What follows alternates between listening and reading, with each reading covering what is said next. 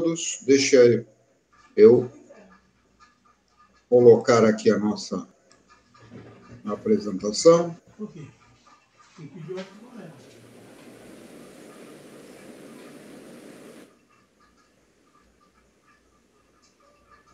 Vocês estão vendo?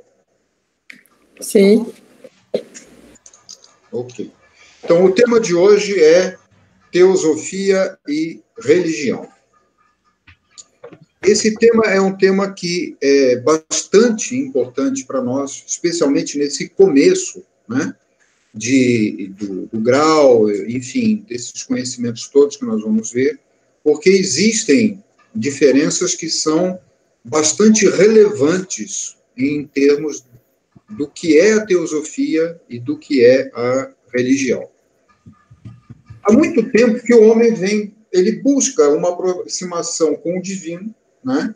Porque ele tem perguntas, ele quer respostas para mistérios que são mistérios universais, são mistérios que, desde a antiguidade, perseguem, vamos dizer assim, ao homem na sua busca de conhecimento, né?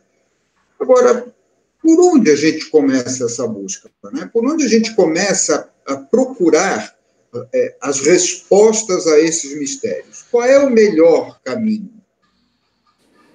Nós temos centenas de perguntas, né, que nós vimos fazendo, buscando um caminho evolutivo, que verdadeiramente nos transforme num ser maior e melhor. Porque essa é a nossa, deveria pelo menos ser a nossa verdadeira busca, né? Querermos ser alguém maior e melhor daquilo que nós somos. Agora, a teosofia ou a religião podem responder a essas questões? Ney, com licença. Oi. Por favor, Oi. fechem as câmeras e o som. Por favor.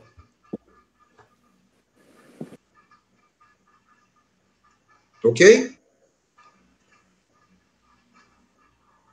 Então, vamos lá.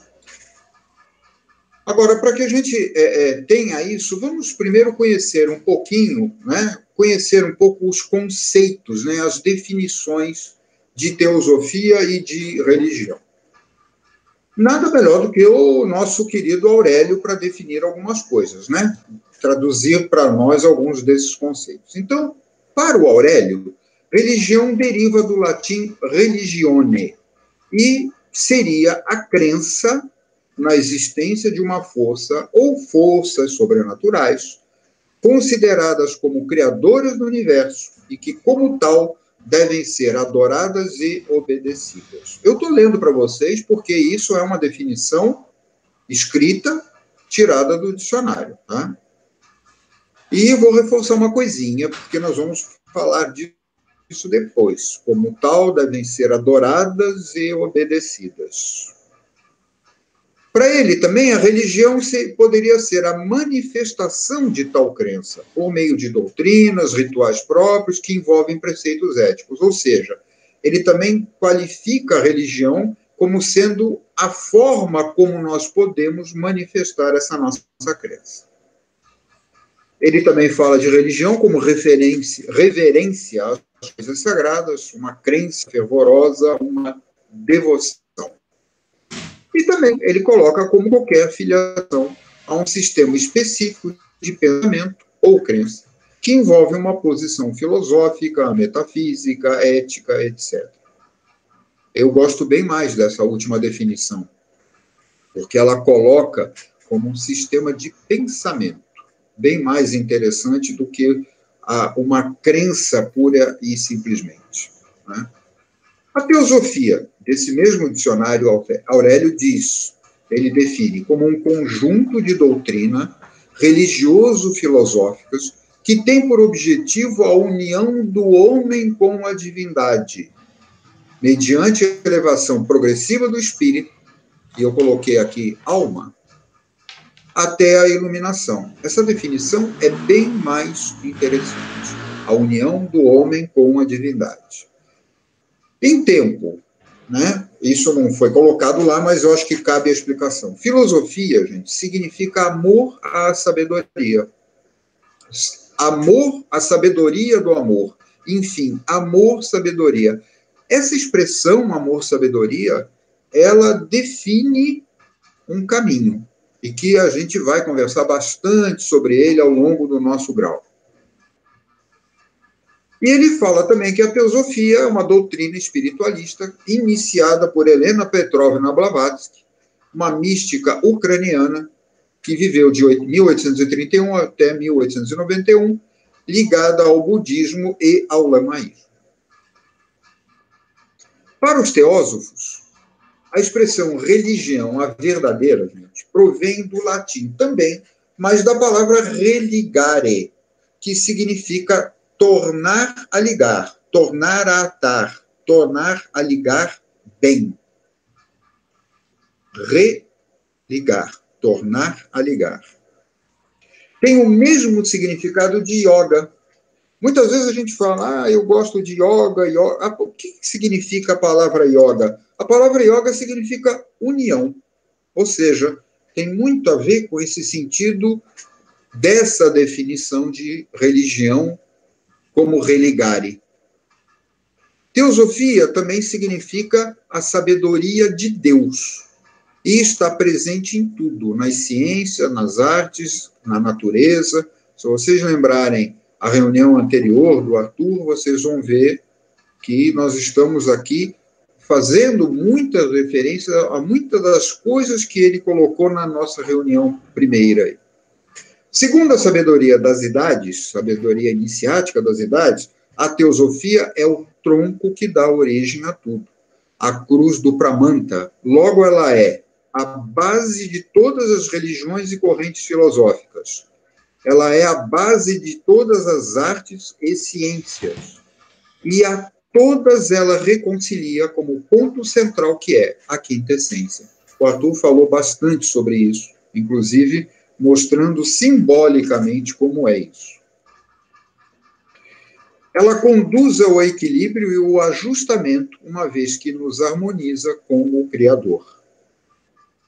E o mais importante dessa diferença que nós estamos querendo mostrar, né, aonde uma coisa é uma coisa e outra coisa é outra coisa. E o importante é que a teosofia, gente, é universal. A religião particulariza, conforme a cultura dos povos envolvidos, as mentalidades, as épocas diferentes onde elas surgiram, porque não foi só a questão de região e povo, a época também, né? Isso deu origem ao sectarismo religioso, né? Que é muito pernicioso, e a gente vê como ele é contundente. A gente vê aí guerras religiosas, atentados, terrorismos, em nome da divindade.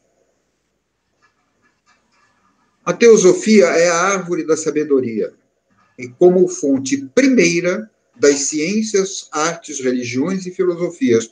Vocês se lembram que o Arthur mostrou, né, o tronco central, né, aonde saem ramificações. E quanto mais distantes nós estamos desse tronco central, quanto mais perto das folhas, lá no final nós ficamos, mais distantes nós estamos. A teosofia traz em si todas as leis universais e, portanto, ela contém todas as religiões. Porque, independente da época, do povo, da cultura, da mentalidade, a divindade é a mesma.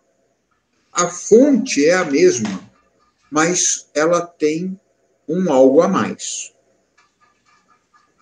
Os seres que representam essa divindade religiosa trazem sempre a mesma verdade, o mesmo conhecimento, mas com um algo a mais.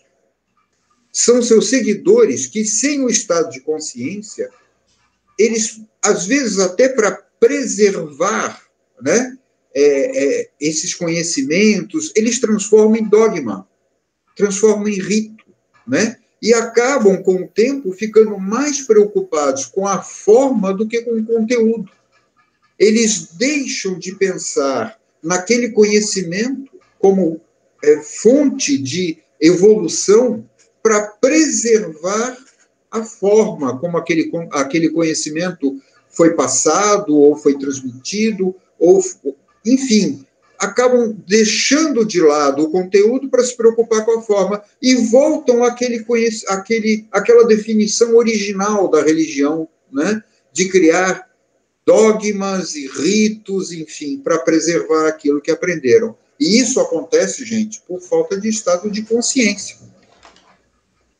Esses seres que trazem esse conhecimento para nós são denominados de avataras, né? Eles provêm todos de uma essência única e vêm trazer a cada manifestação uma nova tônica evolucional, uma nova tônica evolutiva.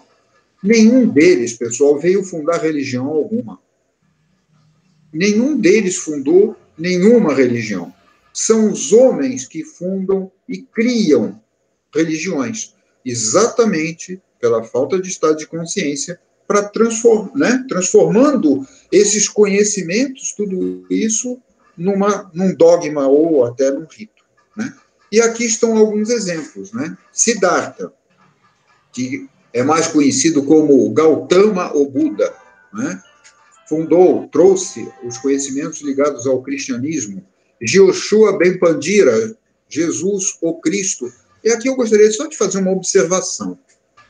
Vocês repararam que está escrito Gautama o Buda e Jesus o Cristo. Porque Buda e Cristo significam a mesma coisa, significam ungido, iluminado. Não é um nome, é um título, é uma dignidade que eles tinham. Jesus Krishna, olha outra coincidência. Jesus Krishna, será que essa semelhança com o nome Jesus Cristo é uma coincidência? Eu acho que não é, não.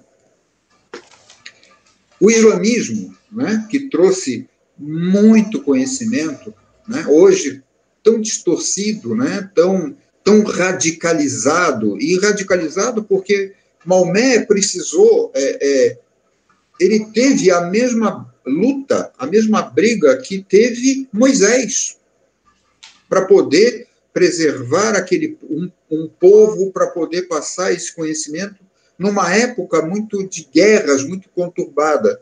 E hoje, aquilo que ele trouxe não foi exatamente esse radicalismo que está aí. Aliás, não foi nem um pouco esse radicalismo que está aí, né? O taoísmo, né, trazido por Forri. Esse símbolo, gente, ele é simplesmente fantástico. Nós vamos ter a oportunidade de conversar muito sobre ele, porque ele expressa, e nós, quando falamos de cosmogênese, vamos falar sobre isso, ele expressa o primeiro movimento da própria divindade, que é a polaridade. E naquele símbolo ali, aquele símbolo chama-se Tao, né? O Tao, vejam, ele tem, dentro do lado branco, ele tem uma bola preta, e do lado preto ele tem uma bola branca. Significa que tudo é polar, inclusive o bem e o mal. Os patriarcas hebreus, Abraão, Moisés, Jacó e Elias, trouxeram o judaísmo, trouxeram a sabedoria que está no Torá, né? Está na Cabala, né? Está nos livros dele, e não é, porque ali não tem só conhecimentos ditos religiosos, ali tem conhecimentos até de higiene. Eu acho engraçado, né? Porque os radicais falam assim, a gente não deve misturar carne com leite, a gente não deve comer carne de porco. Gente, num deserto com 50 graus de temperatura, o cara comer carne de porco sem ter uma geladeira ou um freezer, eu diria que iria fazer mal para a saúde. Virou um conhecimento religioso, dito religioso, quando, na verdade, nós estamos falando de um preceito muito mais de higiene do que de religião. Mas, enfim, foi o que aconteceu, né? Os homens, de um modo geral, gente, não perceberam, então, que o conhecimento eram, em essência, os mesmos, porém com algo a mais no caminho evolutivo da humanidade. Conhecimentos necessários e condizentes à época e ao estado de consciência das pessoas. que depois criaram, à sua maneira, as religiões tal qual nós a conhecemos, né?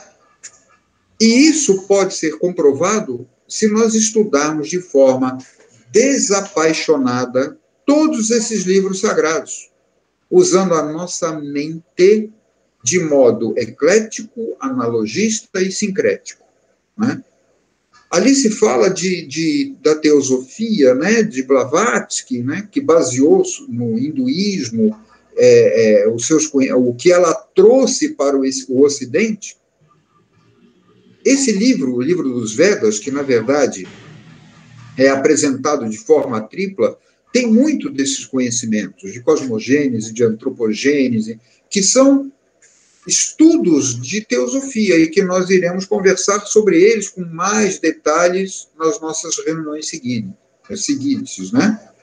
Ele está representado de forma tripla. Então, ele tem o Rig Veda, que são hinos em sânscrito, o Samaveda, que foi uma reorganização do Rig Veda, fórmulas e conhecimentos ritualísticos, e o Vedanta, que significa a culminação dos Vedas, que tem dentro dele o texto principal, né? O texto principal, Mahabharata, e o Bhagavad Gita, né? Do qual o Mahabharata, desculpem, é a narrativa da epopeia de Krishna, né? E faz parte do Bhagavad Gita e do Brahma Sutra, que traz conhecimento sobre cosmogênese e antropogênese. Nesse Mahabharata tem uma passagem que eu gosto muito de contar, que é um menino que ele entra numa caverna e encontra um ancião, né? E o ancião está lá sentado, meditando, ele vai, senta, aí o ancião olha para ele e fala assim, o que você quer? Ele falou, o que o senhor está fazendo aqui?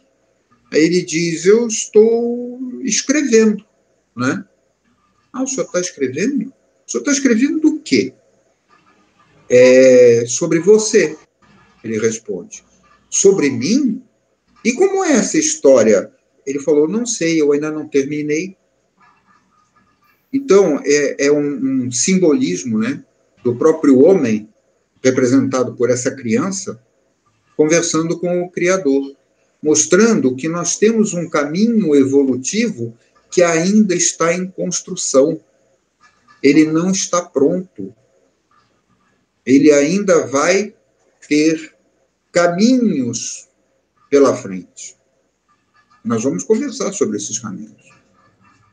Os Upanishads significa ensinamentos esotéricos hindus e ensina que a alma individual, Atman, é igual à realidade total, Brahma. E eu coloquei isso aqui em destaque porque nós vamos falar sobre isso também, sobre Atman, sobre Brahma, porque isso está ligado à cosmogênese e antropogênese. Outro livro, né, o Torá, que nós falamos ali, né, sobre os conhecimentos, né, do povo judeu, dos hebreus, o Antigo Testamento, que faz parte disso, né, e o Novo Testamento, os dois formam a Bíblia Sagrada. O Corão, ou Alcorão, né, que eu comentei sobre os ensinamentos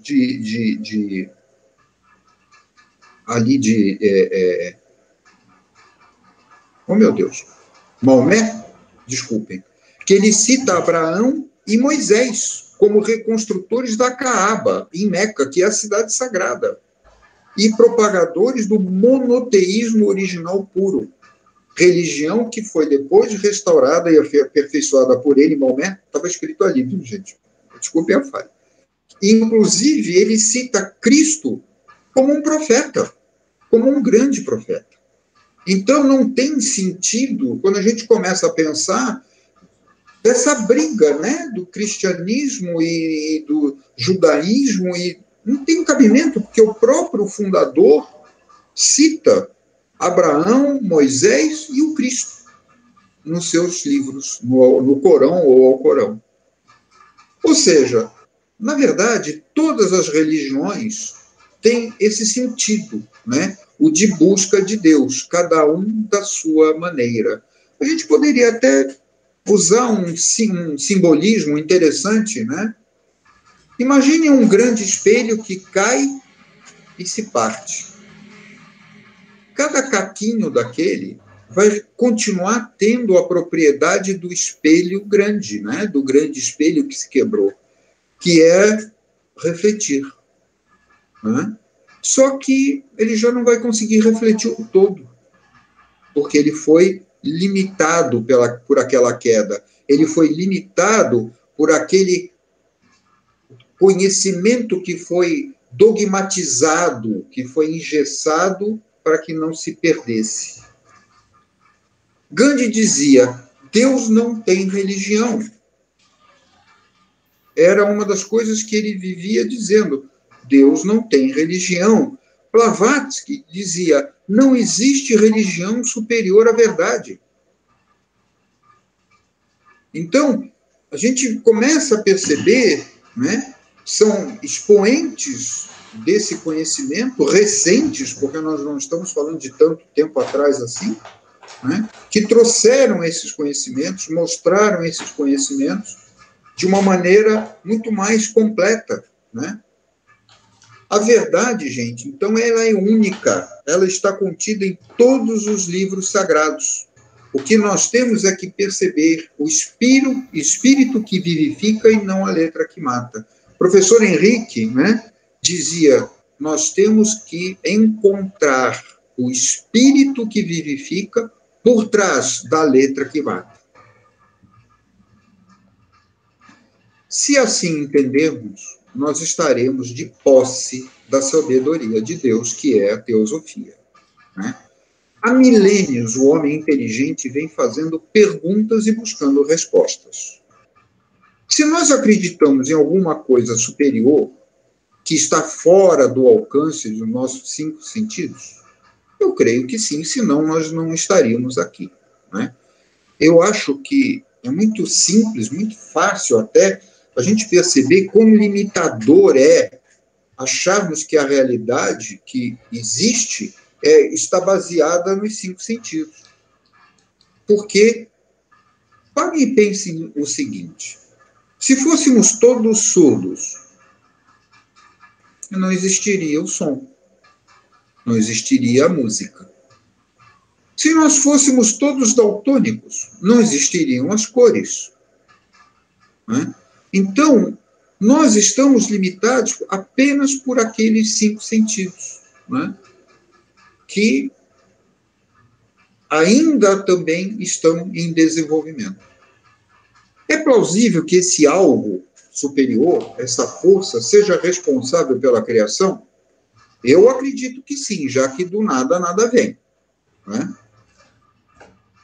Então, se nós temos um Criador universal, não seria estranho ele trazer conhecimentos e orientar apenas a um povo em uma determinada época?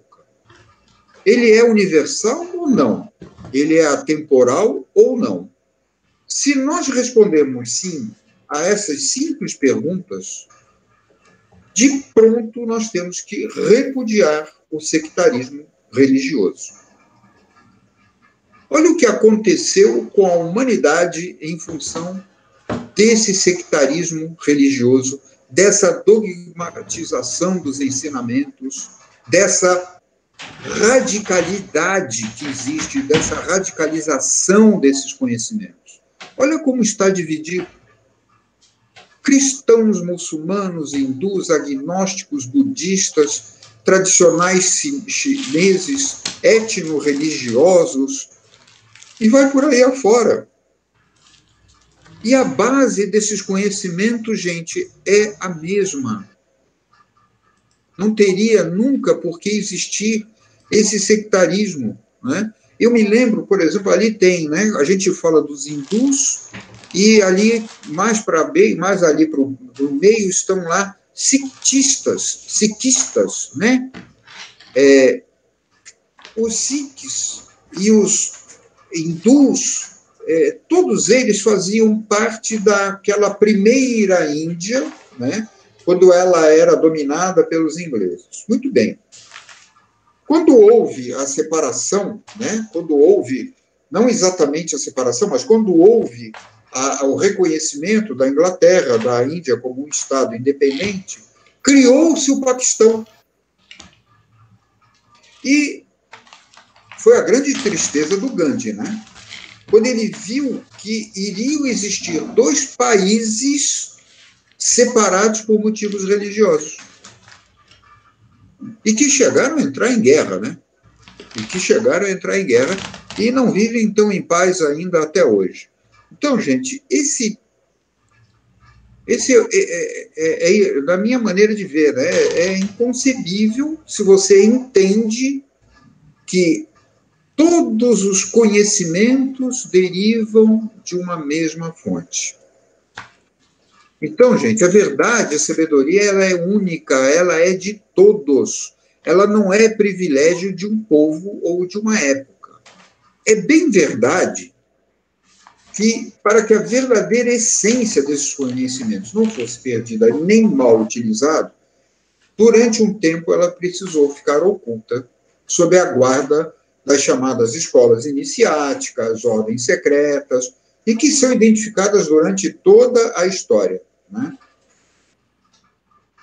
Essa situação, ela não caracterizou um privilégio, não era para ser de uns poucos dominadores daquele conhecimento, não. Era, sim, uma proteção, inclusive do próprio homem, ou seja, era para que não se perdessem esses ensinamentos, fossem mantidos esses ensinamentos desta maneira universal, né? E que, ao mesmo tempo, protegesse o homem dele próprio, porque ele poderia usar isso de uma maneira inadequada. Nós temos um grande exemplo da maneira inadequada como esses ensinamentos foram usados, né? Adolf Hitler. Ele pegou parte que lhe interessava dos conhecimentos relacionados à antropogênese e criou a história da raça pura, da supremacia ariana do povo alemão. E não é nada disso.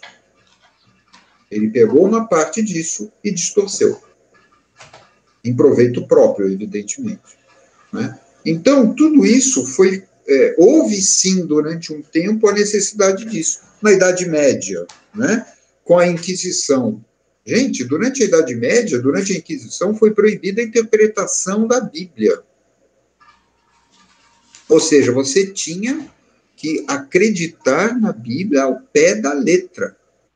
Aí depois começou-se a perceber que não era bem assim, eu estou falando muito depois, porque até hoje existem lugares, nos Estados Unidos mesmo, onde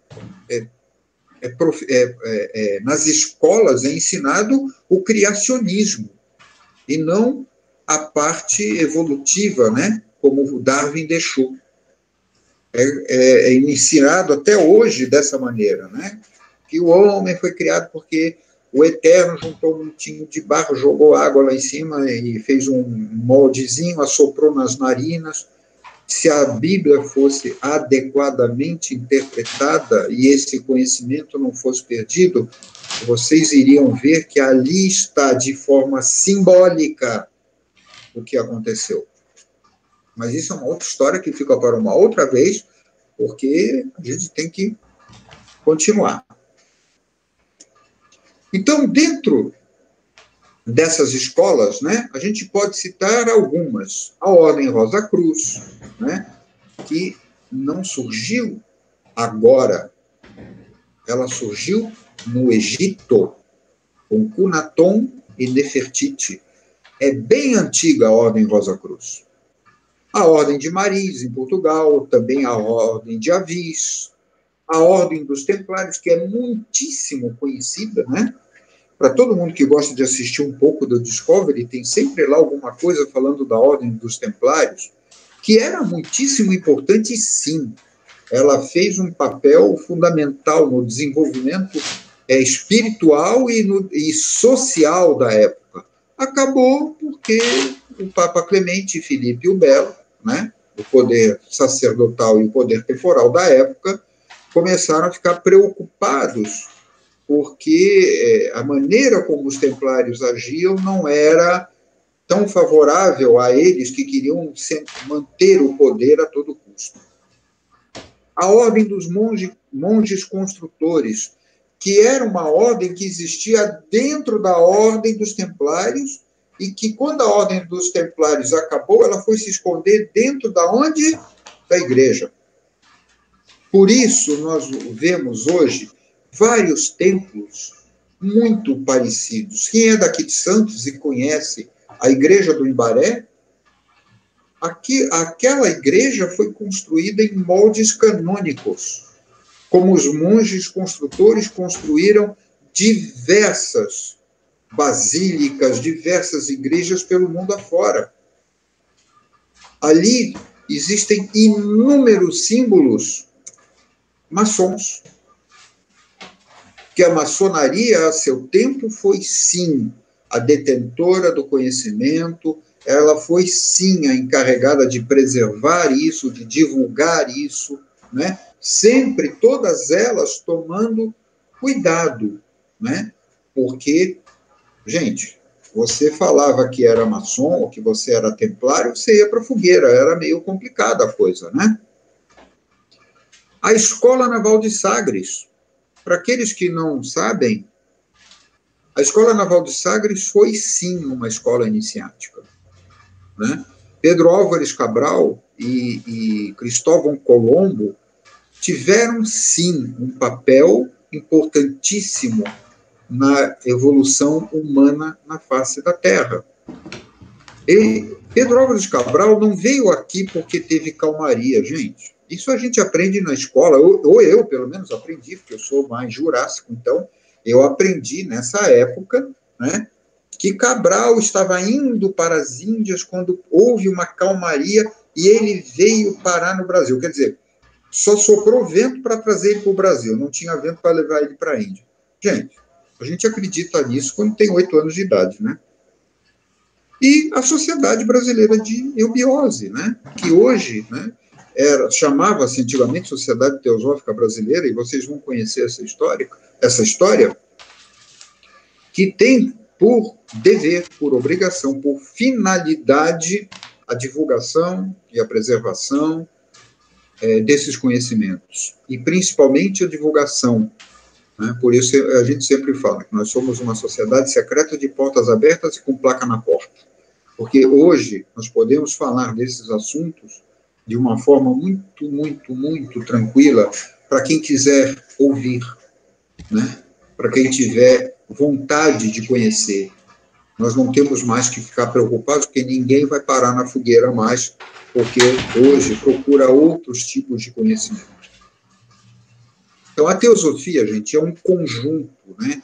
É um corpo de conhecimentos que sintetiza filosofia, a arte, a ciência e as religiões. É para toda a humanidade e será ela, teosofia, que irá nos permitir a nossa religação. Agora, eu estou falando de religação, mas religar o que com o que? Ou a quem? Afinal, o que está desligado, né, gente? O interruptor de luz, né? O que está desligado? Nós estamos desligados. Nós estamos desligados. Nós estamos desligados do nosso eu superior, do nosso eu verdadeiro, do nosso Deus interno, a nossa centelha crística. Gente, o nome que a gente queira dar. É disso que nós estamos desligados. Nós, a humanidade, nos desligamos da divindade. Fomos deuses e disso nos esquecemos. Gente, essa frase é de Santo Agostinho. Fomos deuses e disso nos esquecemos. E houve uma razão, houve um momento desse esquecimento.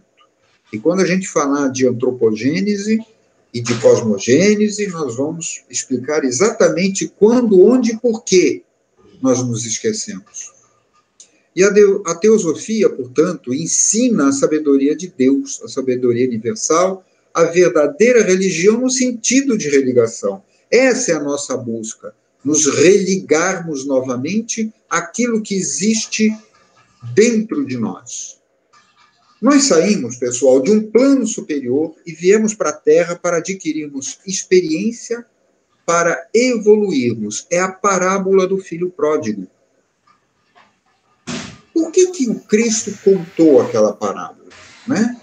Que, para quem não conhece, ele dizia que um homem tinha 2 filhos, um deles resolveu sair, conhecer o mundo, saber o que havia lá fora, e aí pediu até a parte dele da herança, o pai deu, ele foi lá para fora, gastou tudo, aprendeu, apanhou, bateu e voltou. E o pai o recebeu com muita festa, com muita alegria. Né? E o filho que ficou perguntou: pai, por que eu que fiquei aqui e te ajudei, e você não me homenageou tanto, e ao meu irmão que foi lá fora, deixou você aqui sozinho, gastou o dinheiro, e você agora está saudando, dando festa? Ele fala: pois é. Ele foi e voltou com outro estado de consciência. Ele voltou melhor. Ele voltou com experiências. Ele voltou dando valor a tudo isso que ele tinha e que agora ele reconhece. São as experiências que nós adquirimos para podermos evoluir. Nós viemos, gente, cumprir a primeira e maior das leis universais. O Arthur vai ter a oportunidade de falar com vocês sobre as leis universais. Mas a primeira delas, eu não posso deixar de falar, é a lei da evolução, que diz: tudo traz em si, de forma imanente, a tendência à evolução. Ou seja, tudo evolui. Né? Mas o que é evoluir? É transformar vida-energia em vida-consciência.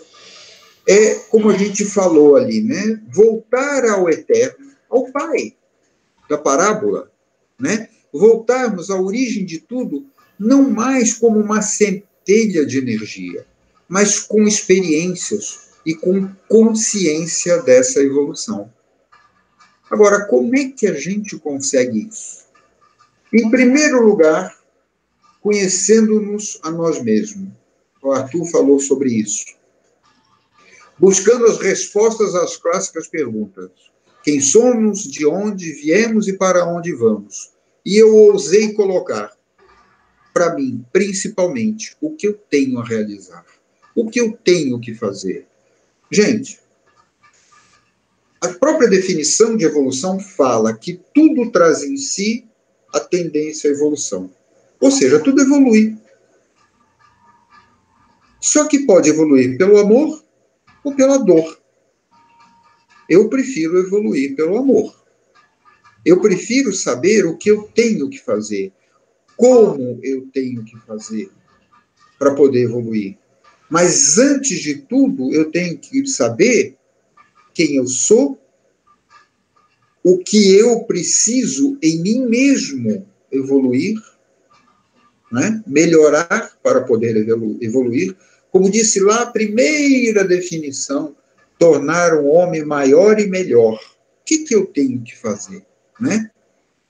Então, eu tenho que conhecer o nosso verdadeiro eu superior, o nosso verdadeiro eu interno. O próprio Cristo dizia: o reino dos céus está dentro de vós. Por que ele dizia isso?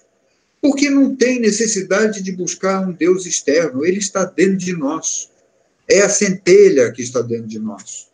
É o eu superior que está dentro de nós. E ele dizia isso: o reino dos céus está dentro de vós. Então, para que a gente possa começar a melhorar, e nós vamos falar bastante sobre isso, precisamos conhecer e dominar as nossas emoções. É o conhece-te a ti mesmo, né? Acalmar os nossos desejos. E para isso, nós dispomos do maior dos instrumentos, que é a própria mente. Nós temos que buscar o equilíbrio entre esses dois polos. O professor Henrique dizia: aquele que conseguir colocar o coração ao lado da mente alcançará na terra a maior das alturas.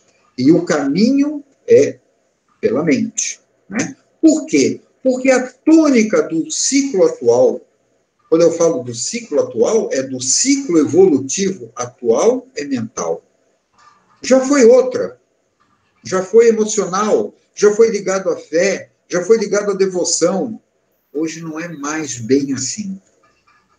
É através da mente que nós vamos adquirir conhecimentos, meditar sobre esses conhecimentos e equilibrar os nossos comportamentos e atitudes. O professor Henrique dizia que a melhor forma de iniciação é meditar sobre os conhecimentos adquiridos. E quando nós falarmos sobre mente, nós vamos falar bem mais sobre isso. Então, é através do bom uso da mente que nós devemos buscar esse equilíbrio. No ciclo atual, gente, não tem mais espaço para a fé cega, para a devoção e adoração. Por isso, lá no início eu falei, né? Adorar, eu fiz aquele comentário, né? Que nós devemos adorar e reverenciar. Não é bem nesse sentido, sabe? Da fé cega, da devoção cega, adoração cega, né? E nem também a pura e negação simples, né? Não é acreditar em tudo e nem negar tudo. Os dois processos de negação ou de adoração estão errados, né? Eles estão errados. Existe sim lugar para o trabalho, para os esforços individuais nossos, porque somos nós que vamos realizar, buscando ampliar o estado de consciência, né? Buscando a nossa própria iniciação, que é pessoal, é individual e é intransferível. O Arthur falou sobre isso. Gente, ampliação do meu estado de consciência é decorrência do meu esforço pessoal. Ninguém dá estado de consciência para ninguém. Nem o Cristo deu para os seus apóstolos. Aquele domingo de Pentecostes, né, que nós conhecemos, para quem já estudou um pouquinho da Bíblia, ou foi católico, enfim, o domingo de Pentecostes é o dia em que houve, né, o Espírito Santo desceu na forma de línguas de fogo para dar conhecimentos aos discípulos, né, aos apóstolos. Gente, tenham certeza, eles só receberam isso porque eles tinham mérito. Eles não receberam de graça. E receberam porque passaram a ter uma missão. Que missão? Divulgar os conhecimentos adquiridos. Então, é um grande caminho, né? Nada é por acaso. A tônica mental é através da mente que nós vamos equilibrar o nosso emocional, é através desse equilíbrio que nós vamos nos tornar melhores e maiores, vamos ampliar o nosso estado de consciência e tornar realidade dentro de nós esses conhecimentos. E com isso, buscando a nossa iniciação. E é para isso que nós estamos aqui, né? É para isso que nós estamos dentro da Sociedade Brasileira de Obiose, que é, antes de tudo, uma escola iniciática, de cunho teosófico, que preconiza a religião e sabedoria, usando uma prerrogativa que nos foi concedida, que é a utilização do livre-arbítrio. E nós vamos falar sobre essa prerrogativa, sobre o livre-arbítrio, né? Porque quando nós falarmos de cosmogênese e antropogênese, vamos falar, como eu disse, da parte mental, nós vamos falar sobre esse livre-arbítrio, na busca da nossa evolução. Melhor dizendo, no apressamento da nossa evolução e da humanidade, uma vez que tudo evolui. Antes de encerrar, eu gostaria de um pouquinho de paciência de vocês para ler um artigo publicado na Revista da Sociedade pelo professor Henrique em 1945. Perde-se na noite dos tempos a existência da doutrina esotérica. Conheciam-na todos os grandes povos da antiguidade, tanto na Ásia como na África, Europa, América e Oceania, segundo o demonstra a universalidade de seus símbolos, gravados em caracteres indeléveis nos respectivos templos, e quem houver penetrado nas profundezas da ciência lerá sempre as mesmas verdades, tanto nos muros de Palenque, como nos de Luxor, nos pagodes lavrados nas entranhas das rochas na Índia, como nos restos ciclópicos de toda a região mediterrânea e nos colossos da Ilha de Páscoa, reveladores da existência de raças e continentes submersos. Repararam a universalidade de seus símbolos. Lerá sempre as mesmas verdades. O livro dos mortos do Antigo Egito contém a doutrina esotérica do Egito, a filosofia yoga, o esoterismo da Índia, a cabala, a dos hebreus, e assim por diante, dos livros que nós falamos, né? Os ensinamentos da doutrina arcaica, por sua vez, dizia Blavatsky, têm uma origem divina que se perde na noite dos tempos. Disse que no começo não havia necessidade de mistérios iniciáticos. O conhecimento vidya era propriedade de todos e predominou universalmente durante a Idade de Ouro ou Satyuga. Segundo o comentário, os homens não haviam ainda praticado o mal naqueles dias de felicidade e pureza, por serem justamente de natureza mais divina que terrena. Qualquer semelhança com o paraíso bíblico não é mera coincidência. Porém, ao se multiplicarem rapidamente, múltiplas formas foram também as idiosincrasias do corpo e da mente. Porém, ao se multiplicar rapidamente, múltiplas foram também as idiosincrasias do corpo e da mente, e o espírito encarnado manifestou-se em debilidade. Cada povo adotou um sistema religioso de acordo com a sua capacidade intelectual e necessidades espirituais. Porém, como os sábios prescindissem do culto e das simples formas, restringiram a bem poucos o verdadeiro conhecimento. A necessidade de encobrir a verdade para resguardá-la de possíveis profanações fez-se sentir cada vez mais em cada geração, e assim se converteu em mistério. Foi sobre como nós falamos, né, da necessidade de preservação desses conhecimentos. O grande místico hindu Sri Aurobindo teve a ocasião de dizer em seu maravilhoso livro Aperços e Pensamentos o seguinte: cada religião ajudou a humanidade. O paganismo aumentou no homem a luz da beleza, a largura e a altura da vida, a tendência para uma perfeição multiforme. O cristianismo deu-lhe uma visão de caridade e amor divinos. O budismo mostrou-lhe um nobre meio de ser mais sábio, mais doce, mais puro. O judaísmo e o islamismo, como ser religiosamente fiel em ação e zeloso na sua devoção a Deus. O hinduísmo abriu-lhe as mais vastas e as mais profundas possibilidades espirituais. Seria uma grande coisa se todas essas visões de Deus pudessem se abraçar e se fundir uma na outra. Porém, o dogma intelectual e o egoísmo cultural barram o caminho. Sim, todas as religiões salvaram um grande número de almas, mas nenhuma foi ainda capaz de espiritualizar toda a humanidade. Para isso, não são o culto e a crença os necessários, mas um esforço contínuo englobando tudo que seja de desenvolvimento espiritual próprio.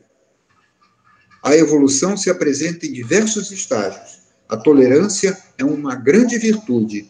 Pratiquemo-la, mas para transmutar a ilusão de separatividade em uma grande fraternidade humana, a começar pelo Brasil, berço de uma nova civilização.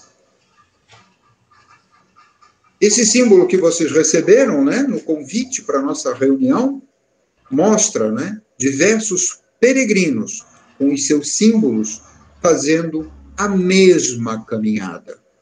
E segundo Buda dizia, uma longa caminhada começa sempre com o primeiro passo. Pessoal, muito obrigado.